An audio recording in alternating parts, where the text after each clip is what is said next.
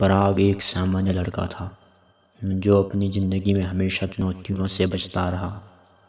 लेकिन एक दिन उसके साथ कुछ ऐसा हुआ जिसने उसकी पूरी सोच और जीवन को बदल दिया। एक हफ्ते पहले पराग ने अपने दोस्तों के साथ समुद्र में नाव की सवारी करने का निर्णय लिया। सभी लोग उत्साहित थे, लेकिन पराग को थोड़ा डर भी लग रहा था।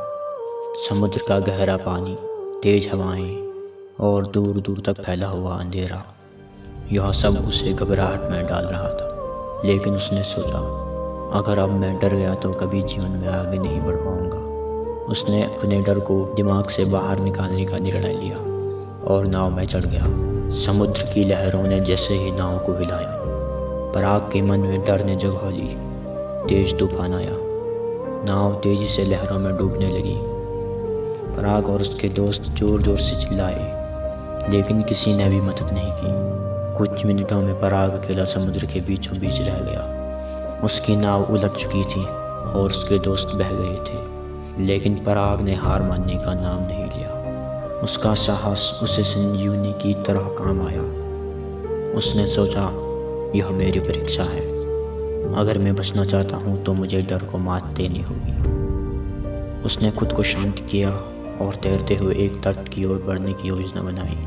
वह जानता था कि समुद्र के बीच अकेले तैरना कठिन होगा, लेकिन उसने हर कदम को पूरी ऊर्जा और साहस से भरा। उसके शरीर में थकावट थी, लेकिन उसने खुद से वादा किया कि वह हार नहीं मानेगा। उसे अपनी ताकत पर विश्वास था। पानी में संघर्ष करते हुए उसने धीरे धीरे एक किनारे की ओर रुख किया। गर्म सूरज की किरणें उसकी त्वचा को छूने लगी। आखिरकार कई घंटों की मेहनत के बाद पराग तट पर पहुंच गया।